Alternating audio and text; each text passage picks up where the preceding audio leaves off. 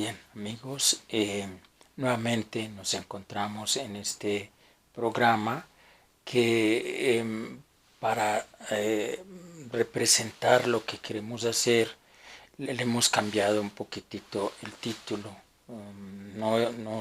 Ya no lo vamos a llamar explicando la palabra, sino meditando y reflexionando las palabras de la Santísima Virgen. Es el significado, el título que le vamos a dar para centrarnos más en lo que es el movimiento sacerdotal mariano y también para explicar mejor y reflexionar acerca de las palabras de la Santísima Virgen, que es lo que ella nos pide.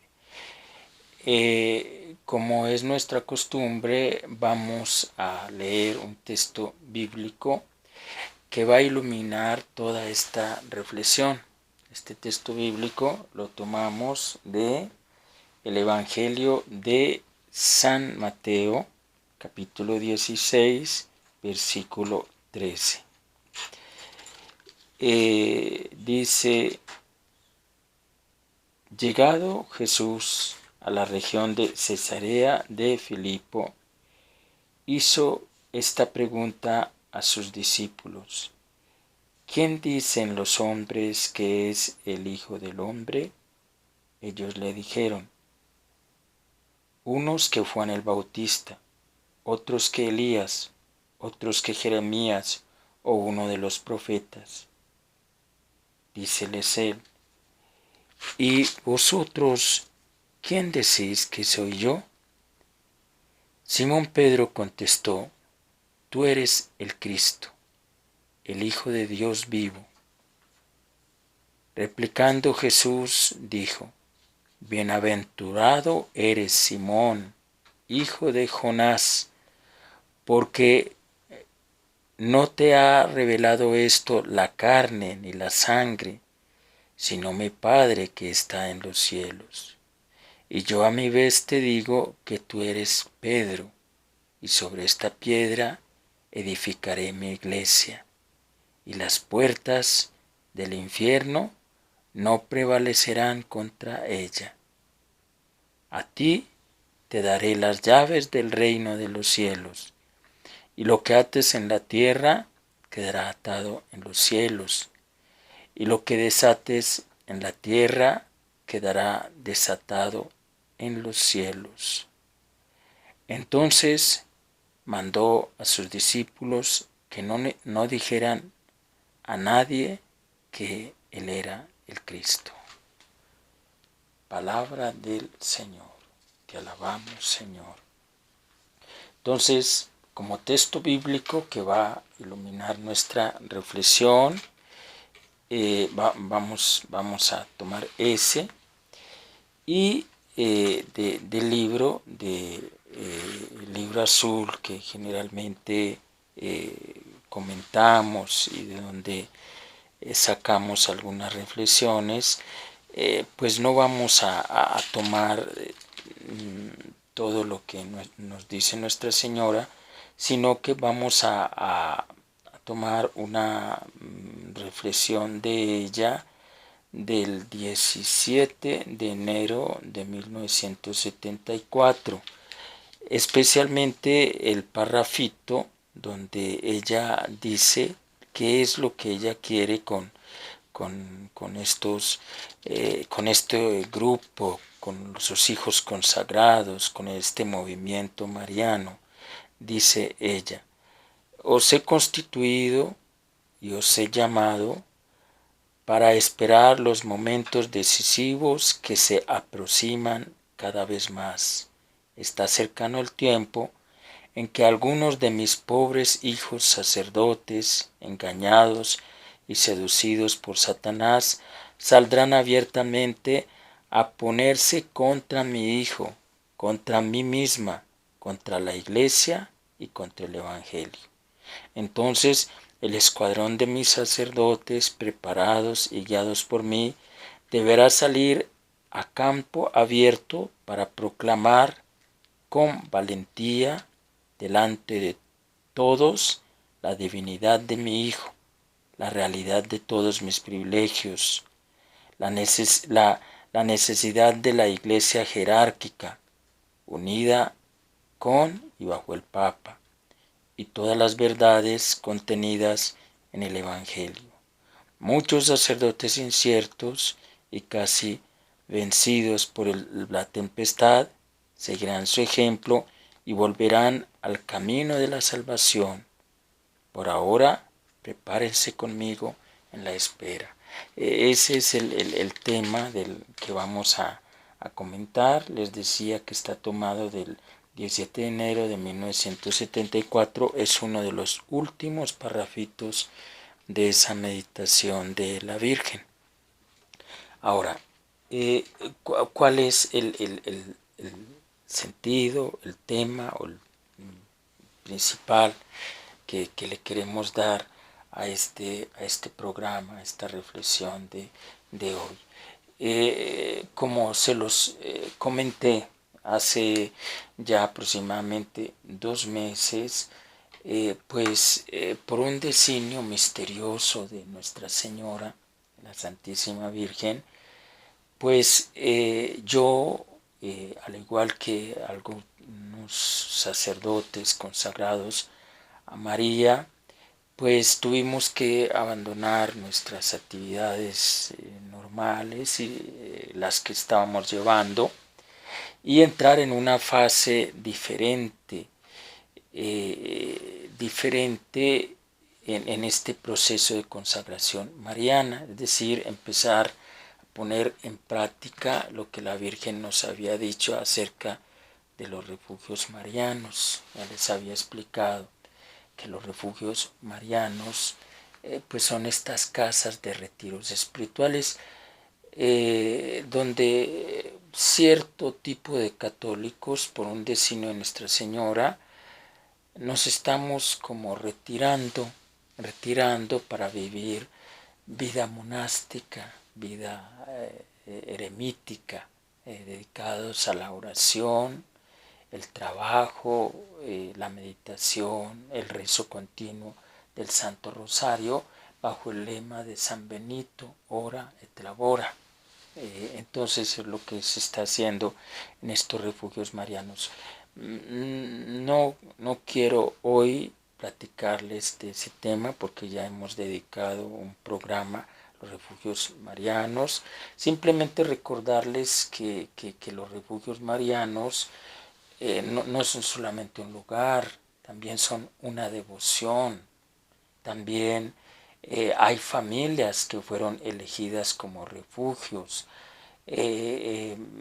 También son un tema de piedad en el cual muchas personas se van a refugiar, una devoción, un tema bíblico, un estilo de vida, una manera particular de vivir la consagración. Esos son los refugios marianos, porque muchas veces cuando se habla de estos refugios, pues muchos tienden a pensar que es un lugar físico, y en algunos casos sí, es un lugar físico, pero no en todos los casos es un lugar físico. En algunos casos es una devoción, en algunos casos es cierto tipo de familias que ya se han consagrado a la Santísima Virgen María y que viven una protección especial de Dios. Esos son los refugios. Ahora, ¿por qué les menciono este tema de los refugios? Porque ahí, al lugar donde estoy, dedicado a la oración, a la meditación y a la contemplación, bajo el lema de ora et labora, me han llegado cartas, peticiones, comentarios, atentas súplicas para que retome en estos programas la cuestión del Papa Francisco, el papado, el primado de San Pedro. Por eso fue que escogimos ese tema bíblico de San Mateo capítulo 16, versículo 13, donde se nos presenta el primado de San Pedro y la institución del papado. Entonces, lo hemos leído para responder a esa solicitud de tantas personas. ¿Por qué? Porque respecto al primado de Pedro, que en este momento se está llevando a cabo a través de la persona del Papa Francisco. El Papa Francisco es Pedro en este 2021. Hay muchas incertidumbres, hay muchas confusiones, hay muchas perplejidades, y hay muchos interrogantes. Incluso en estos interrogantes estamos viendo personas de muy buena voluntad, de comunión diaria, que han sido convencidos, arrastrados o jalados por católicos de mala voluntad, por esa pantera con los cuernos del cordero.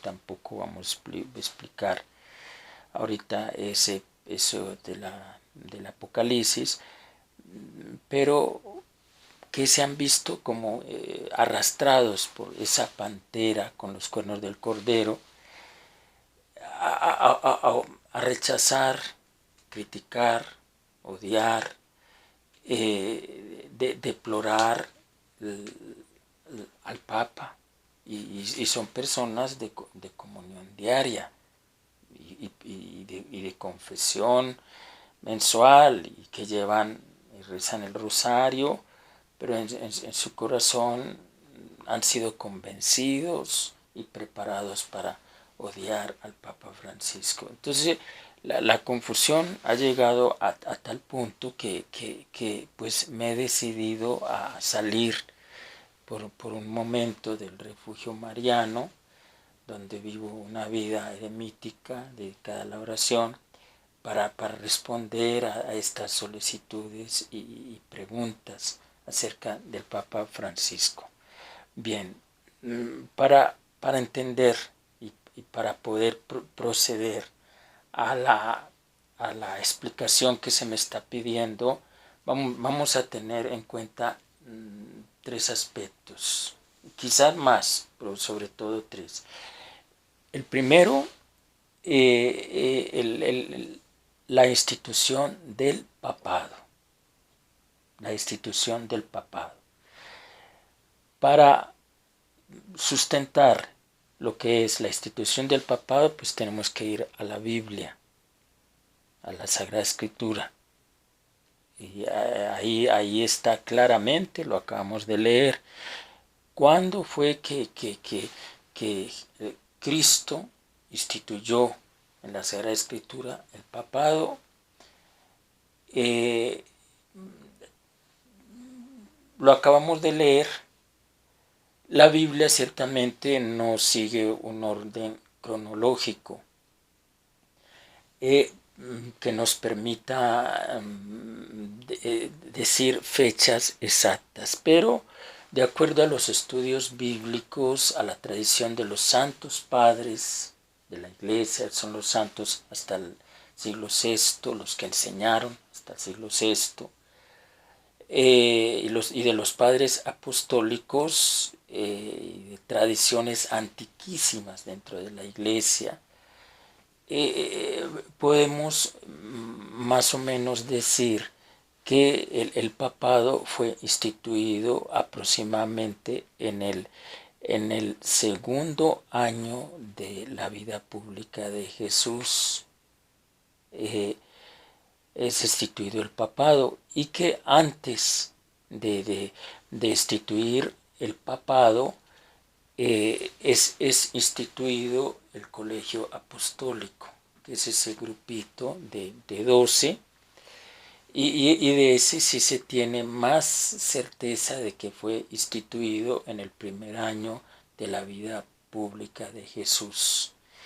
No sabemos exactamente en qué mes, primero porque pues, era un calendario lunar muy distinto al calendario que llevamos ahora, pero sí los estudiosos de la Sagrada Escritura, los teólogos, pues, y los santos padres de la Iglesia, los padres apostólicos y las más antiguas tradiciones están de acuerdo en afirmar que el colegio apostólico se instituyó en el primer año de la vida pública de Jesús y que el papado se instituye más o menos en el segundo año de la vida pública de Cristo.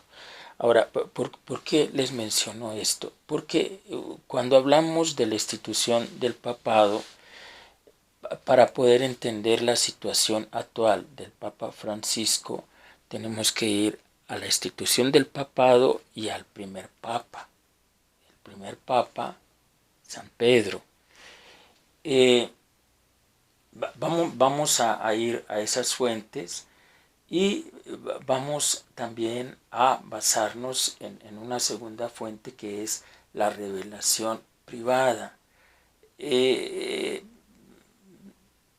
¿Qué tenemos que decir de la revelación privada para poder afirmar algo acerca del Papa Francisco? Pues que la Iglesia tradicionalmente ha mirado con muy buenos ojos la revelación privada siempre y cuando sustente, afirme, apoye a la revelación pública.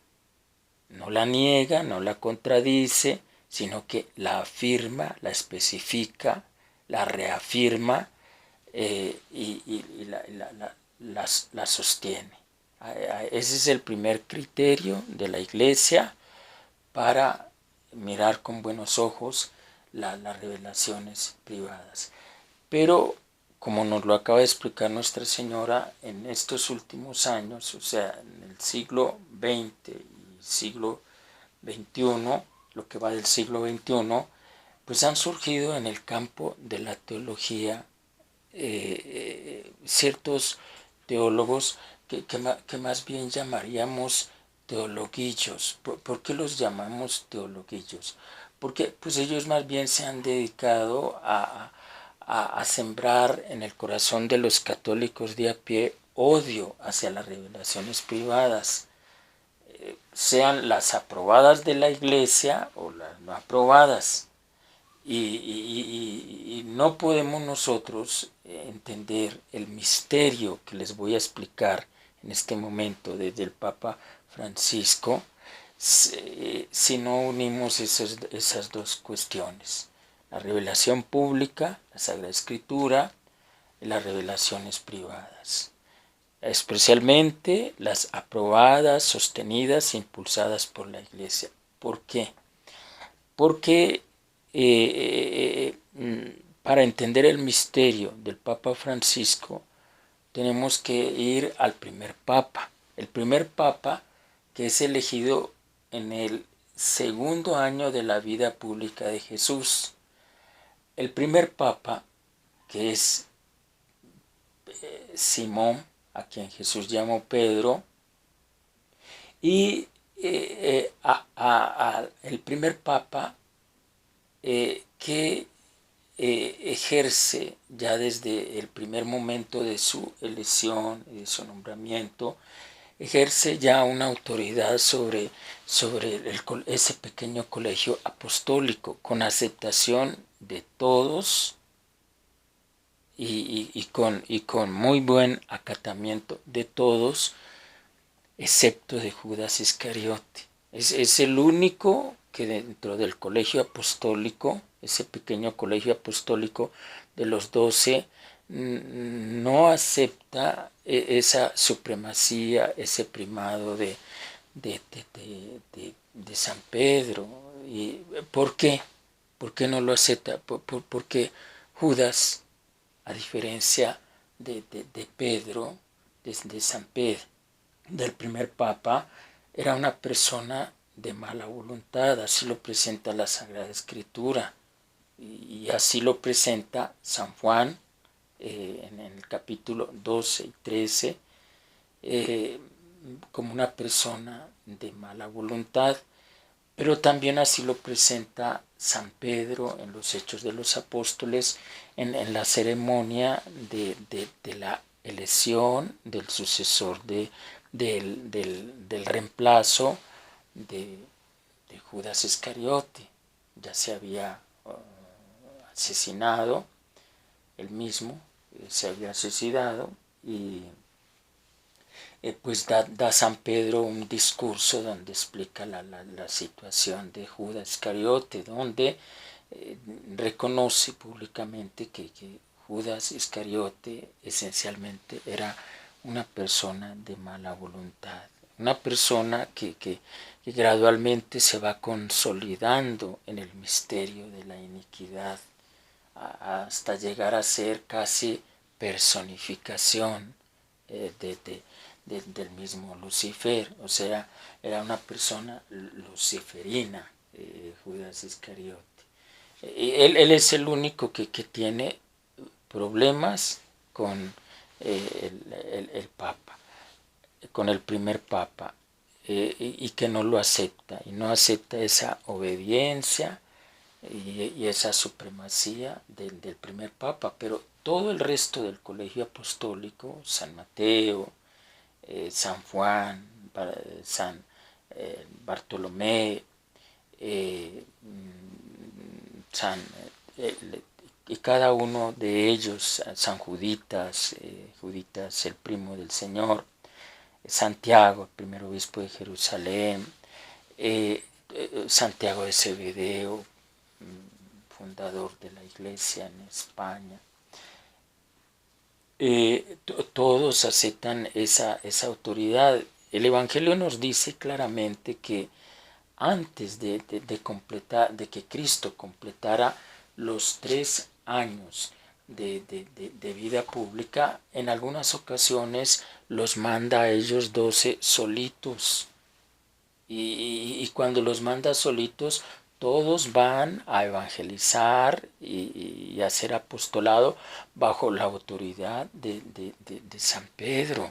Y todos lo reconocen con amor y con obediencia, y con respeto. Y Cristo les pide ese amor, esa obediencia y ese respeto. Ahora, ¿por qué les menciono esto? Porque en ese primer año del papado de San Pedro, San Pedro era una persona privada de la sobrenaturalidad. Pero eso no creaba problema entre el colegio apostólico, excepto en Judas Iscariote. No creaba problemas en ninguno del colegio apostólico. ¿Por qué es importante que resaltemos esto? Porque es lo que está pasando con el Papa Francisco. O sea, les decía en uno de estos programas que no hay en la historia de los papas, y los hemos estado analizando y estudiando todos, un papa que se parezca tanto a San Pedro como el Papa Francisco. Sobre todo que se parezca tanto en lo que fue el primer año del papado. Es decir, ese periodo del Papa de San Pedro, que va desde la elección, la institución del papado en el camino de Cesarea de Filipo, hasta el día de Pentecostés. Ahí hay una identidad increíble y un parecido nunca visto entre los papas, entre el Papa Francisco y San Pedro. Y el principal parecido es que ambos están privados de la sobrenaturalidad. Esa es la cuestión que está creando conflicto dentro de la iglesia con el Papa Francisco. El Papa Francisco es, a diferencia de Judas Iscariote es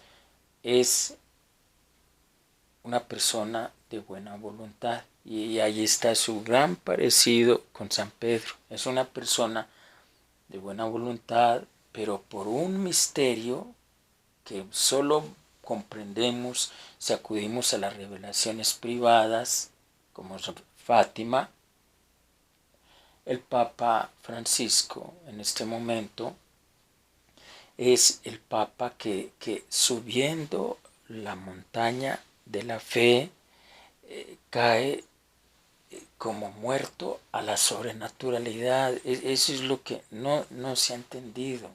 O sea, muchos han pensado que la caída del Papa subiendo la montaña de la fe, como lo vieron los tres niños, los pastorcitos, sea algo físico.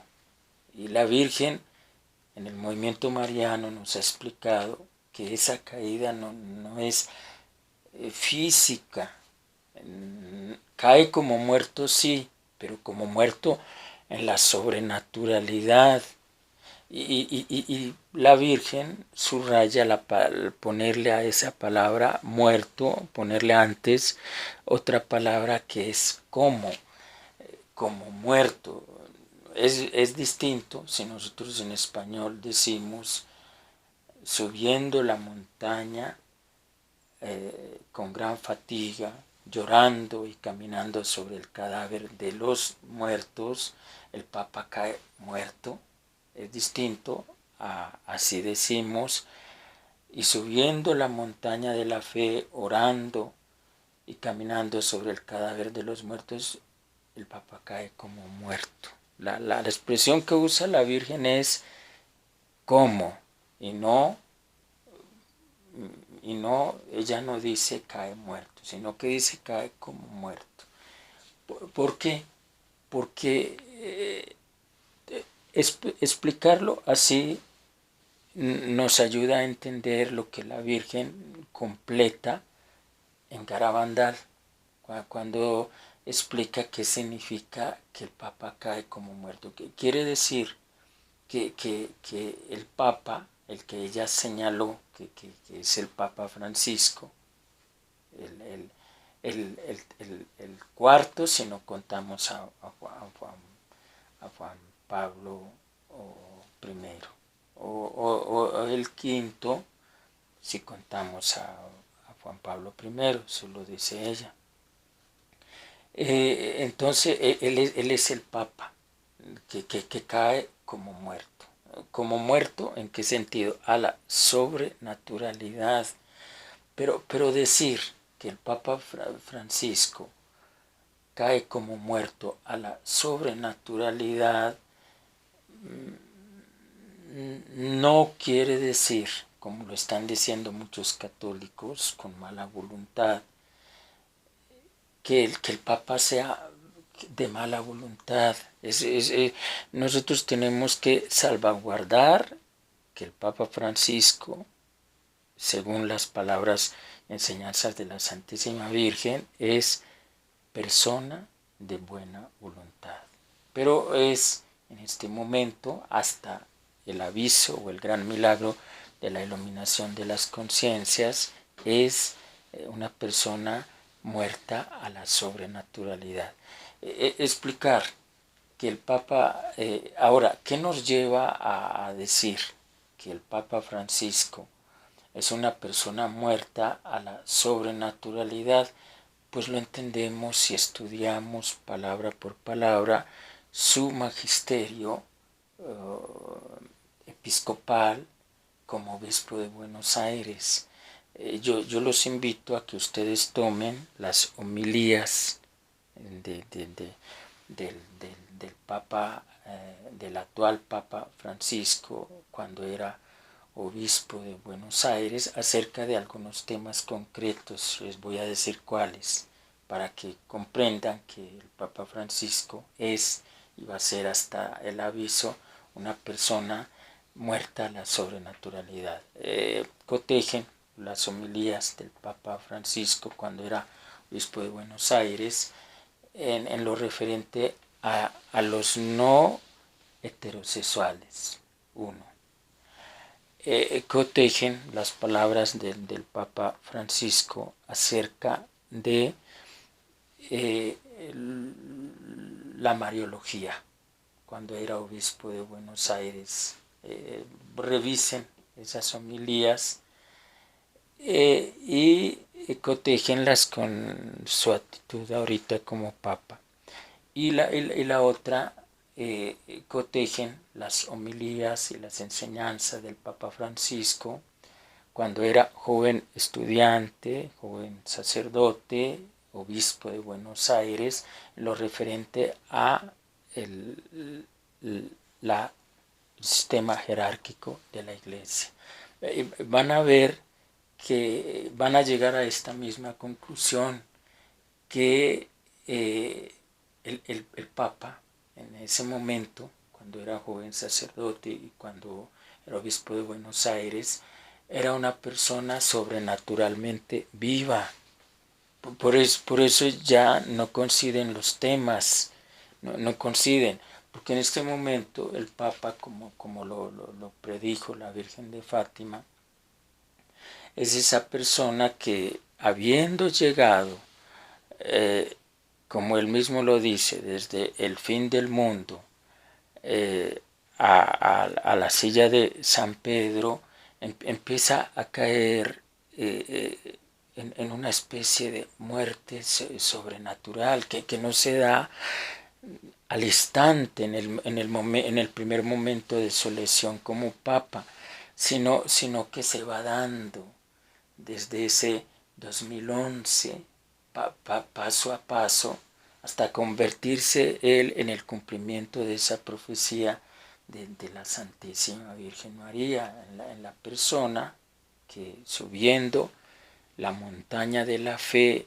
cae como muerto a la sobrenaturalidad, y detrás de él todos obispos y cardenales muertos a la sobrenaturalidad, sin que eso de estar muertos a la sobrenaturalidad quiera decir que sean malas personas o que sean personas implicadas en el misterio de la iniquidad, o que podamos catalogar como malvados. No es eso lo que la Virgen quiso decir desde el Papa Francisco. No lo quiso ni despreciar, ni catalogar como una persona de mala voluntad, ni quiso relacionarlo con el misterio de la iniquidad. Simplemente le dijo a los 3 niños, y lo especificó, lo concretizó en Garabandal. Les dice que sería el Papa que, subiendo la montaña de la fe, caería como muerto a la sobrenaturalidad. Es ese aspecto de esa profecía aprobada por la Iglesia, fue lo que hizo entrar en espanto, hizo palidecer al Papa Juan XXIII, cuando por primera vez, por orden de la Santísima Virgen, recibe el tercer secreto de Fátima. Bien, les decía que fue precisamente ese hecho el que hizo palidecer, porque hay testigos, hay testimonios que describen la actitud del Papa Juan XXIII cuando recibe la copia del tercer secreto de Fátima.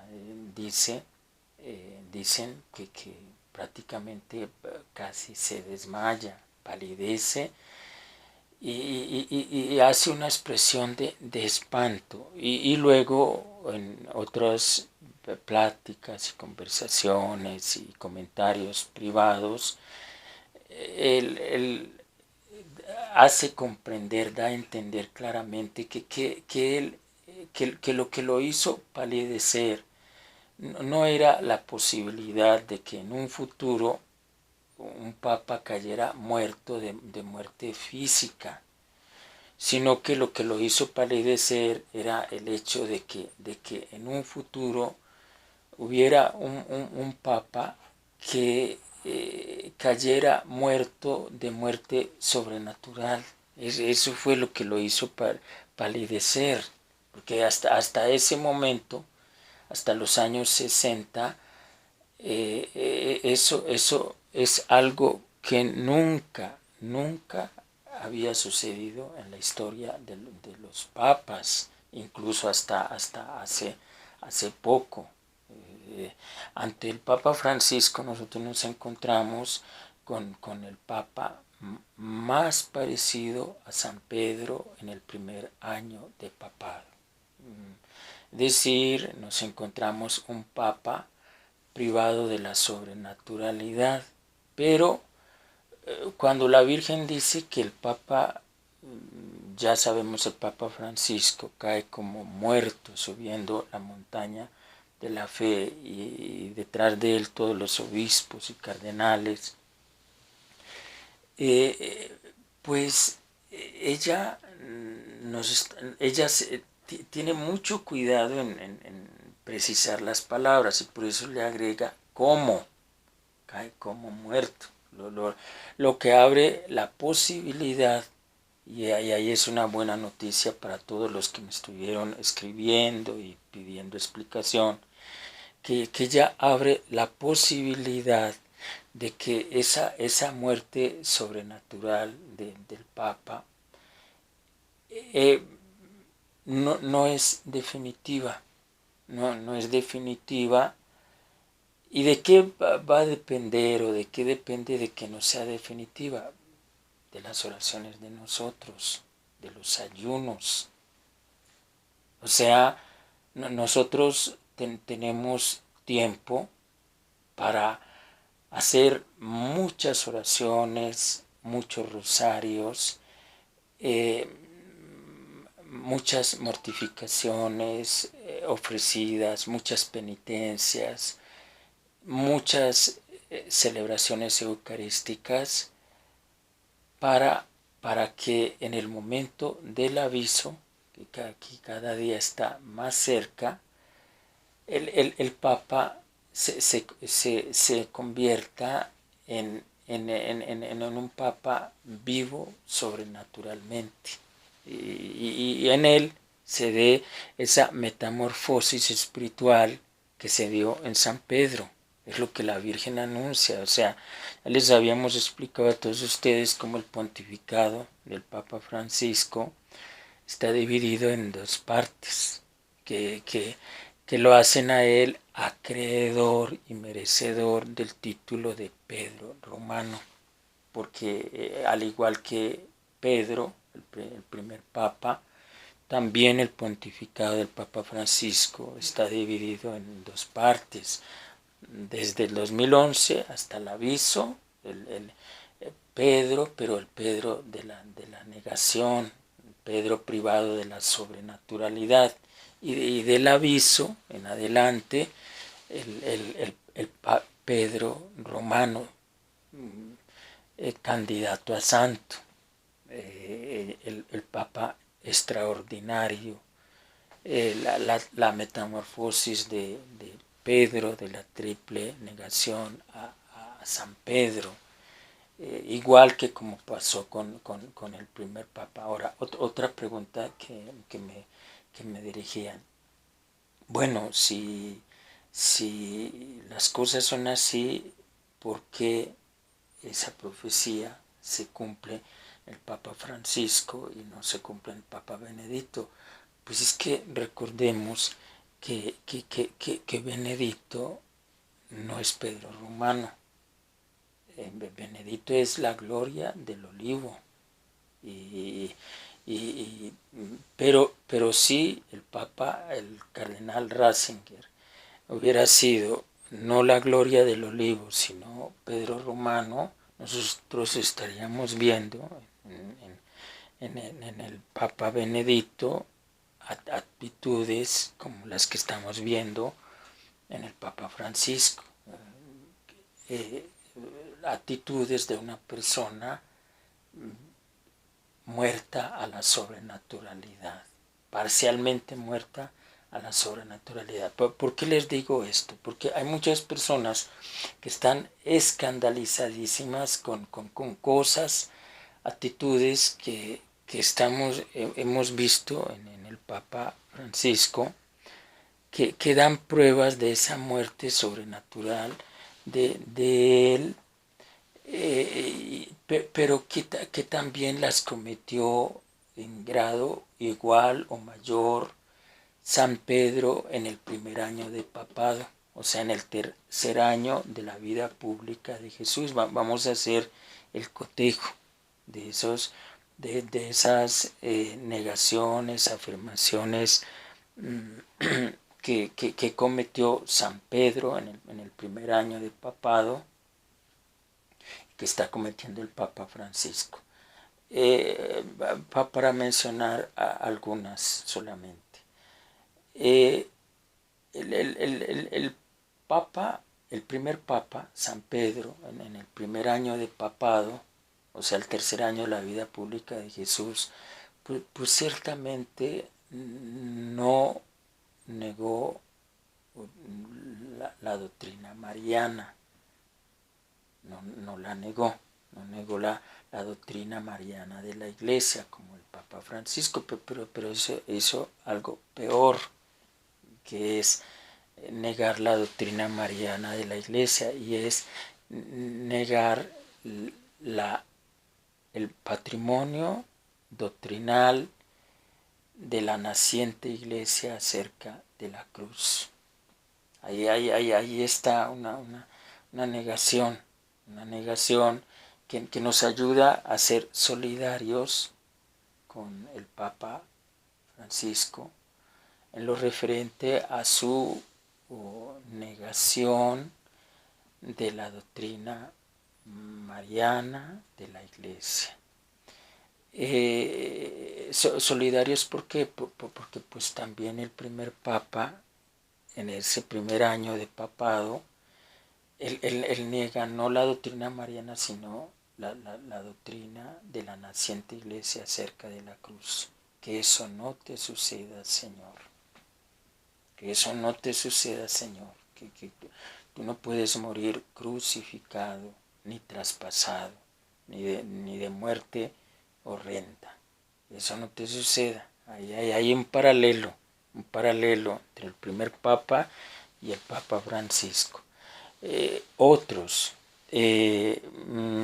estudiando los rasgos del carácter de cada uno de todos los papas, no encontramos uno tan parecido a San Pedro en ese primer año, antes de su metamorfosis espiritual,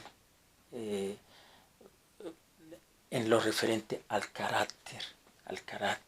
Ciertamente el Evangelio nos dice que San Pedro, en uno de esos viajes que el Señor los mandaba a ellos 12 solitos, pues por ahí en uno de sus caseríos le haya dado un manotazo a alguna persona, un pellizcón, como se dice del Papa Francisco, pero es muy probable de que en uno de sus viajes apostólicos algún manotazo, algún pellizcón, San Pedro en ese primer año de Papa le haya puesto por ahí a alguna persona.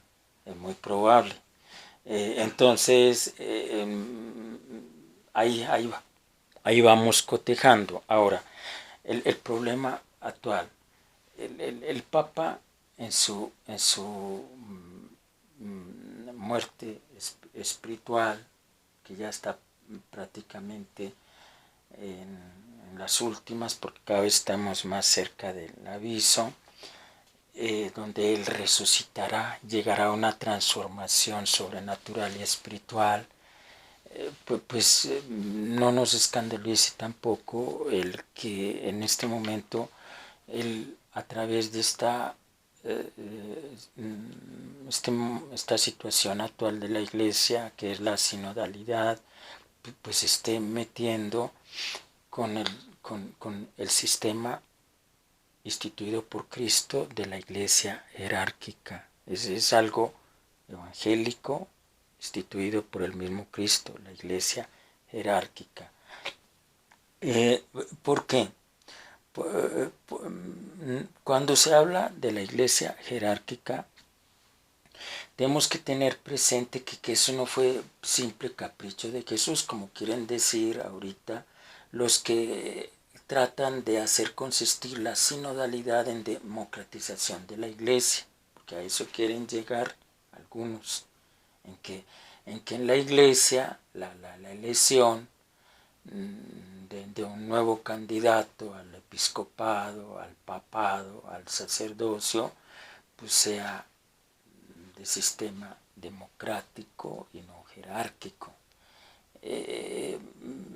A eso quisieran llegar, pero es que el sistema jerárquico de la iglesia no es un simple capricho de Jesús. Desde el principio del Evangelio, de la predicación de Cristo, se consolidaban, incluso nos lo dice el capítulo 11 de San Lucas, yo los invito a que lean ese capítulo 11 de San Lucas, dice que mandó un grupo numeroso de unos 72, que los manda de a dos o de a tres, en grupitos chiquititos. Pero en esos grupitos había uno que mandaba, que coordinaba, que dirigía a la parejita. ¿Y cuál era? El que más lleno de Cristo estaba. Ese se constituía como jefe de ese grupo, de esa pequeña comunidad, de esa predicación o de ese caserío. Pero no por capricho de Jesús, sino porque era el que más lleno de Jesús estaba. Y desde el principio del Evangelio, requisito número 1 para llegar a la salvación es la aceptación de Jesús como Mesías, Salvador y Redentor. Entonces, por eso, y desde los primeros años de la iglesia era el que más lleno de Jesús estaba, el que era elegido por el Espíritu Santo como jefe de la comunidad, y lo que hacían los representantes de la iglesia, como sucede en la elección de San Mateo, de San Matías, es confirmar lo que Dios ya estaba diciendo desde el cielo, ratificar lo que Dios ya estaba diciendo desde el cielo. Y por eso es que San Pedro dice, necesitamos elegir el reemplazo de Judas, pero tiene que ser una persona que esté bien llena de Jesús, que haya conocido a San Juan Bautista, que haya conocido a Jesús durante los 3 años de vida pública.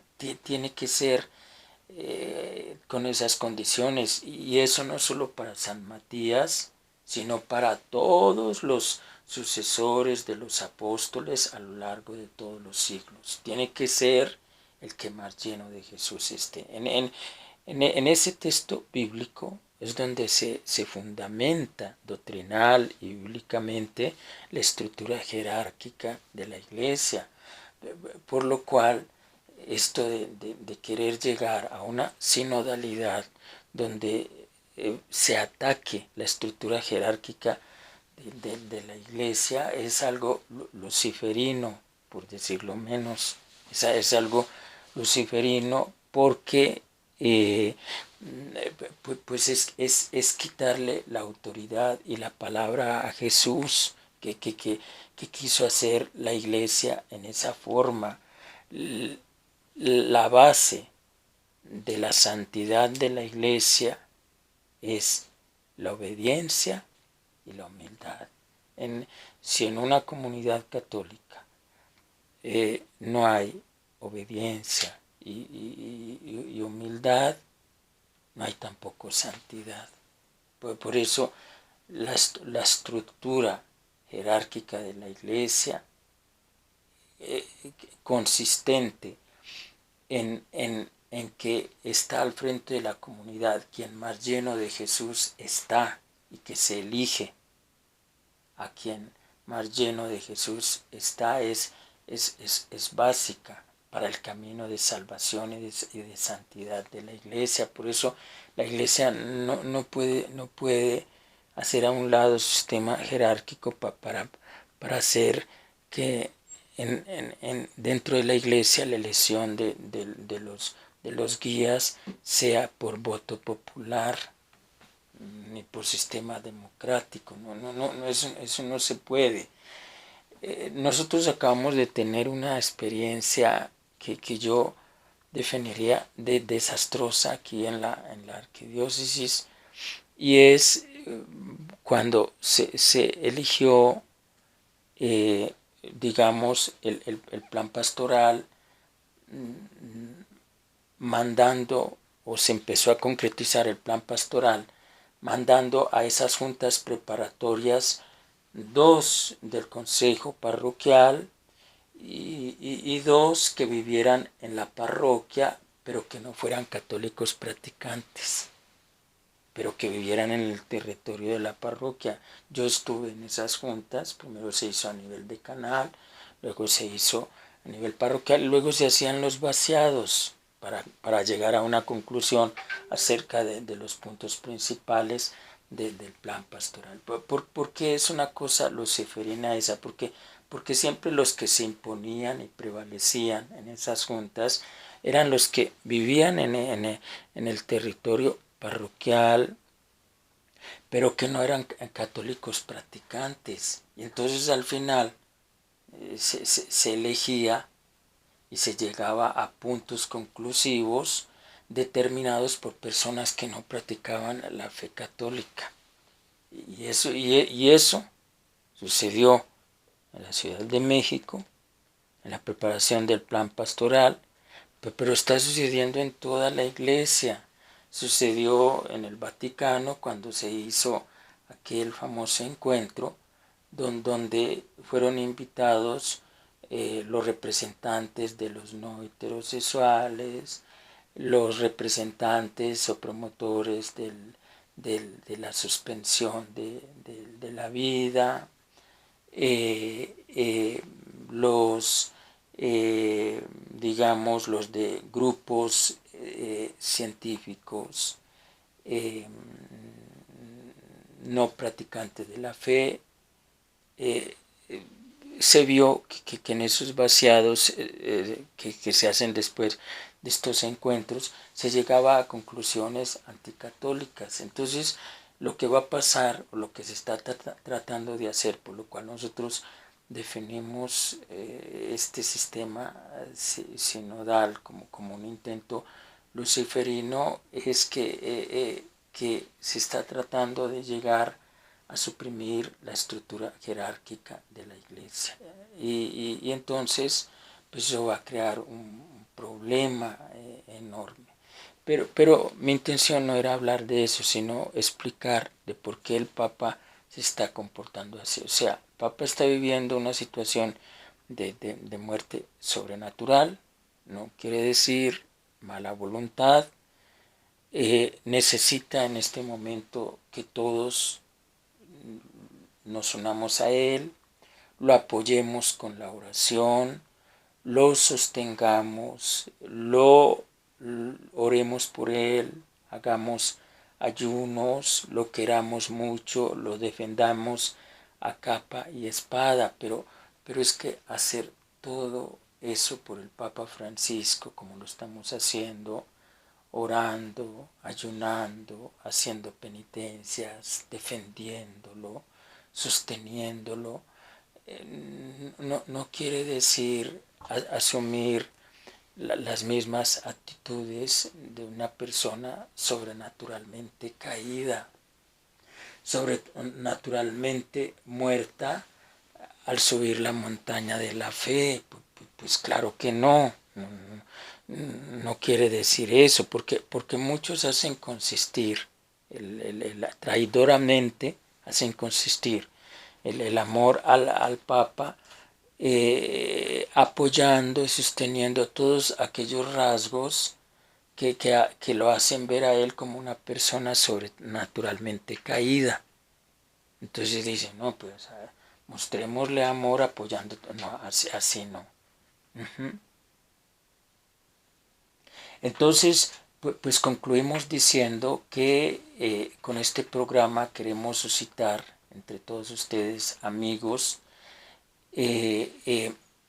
una, una cruzada de oración, de amor sincero por el Papa.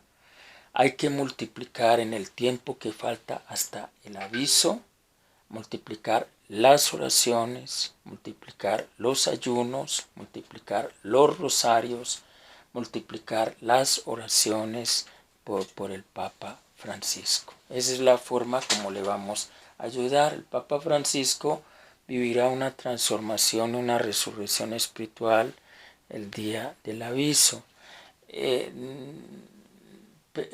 Personalmente, a él le ayudará mucho, no en el gobierno de la iglesia, pero sí en su santificación le ayudará mucho. ¿Por qué no en el gobierno de la iglesia? Porque recordemos que el aviso será el último acto de la misericordia de Dios antes de que empiece el tiempo de la justicia. Entonces, el tiempo de la justicia será un tiempo en el cual el Papa Francisco perderá toda su injerencia dentro del Vaticano. Será un Papa santo, pero ya sin poder, por lo menos ya sin poder temporal. En el Vaticano en ese momento pues mandarán otros,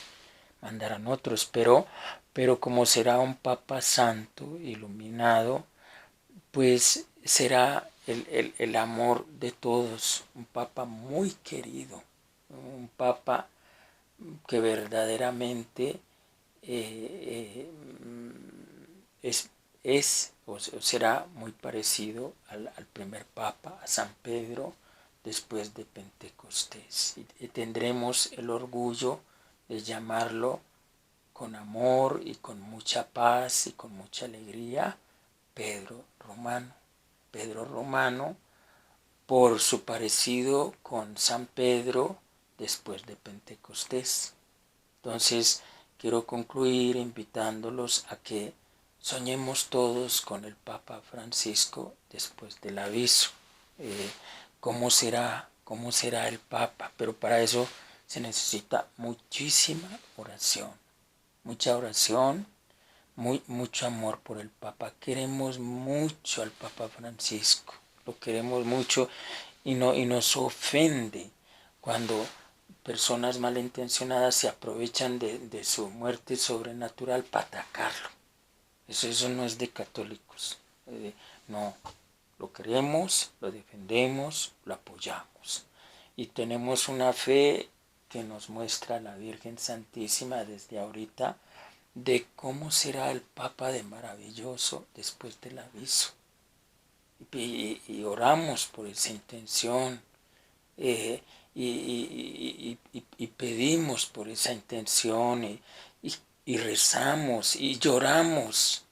Nosotros lloramos por el Papa Francisco y sabemos que esas son lágrimas de reparación y de santificación y que ayudan mucho al Papa en lo que yo estoy promoviendo en medio de la comunidad, y esa es la característica y el mandato principal del movimiento sacerdotal mariano. Orar por el Papa, ayunar por el Papa, defender al Papa, pedir al Papa. La Virgen profetiza en este movimiento que prácticamente seremos los únicos que vamos a permanecer con el Papa. Todos lo van a abandonar, todos. Pero en el movimiento mariano seguimos con el Papa, lo defendemos, lo queremos, no nos escandalizamos de sus pecados como nos escandalizó el primer colegio apostólico, como no se escandalizó ni San Juan ni los demás apóstoles. No nos escandalizamos, vemos su futuro glorioso.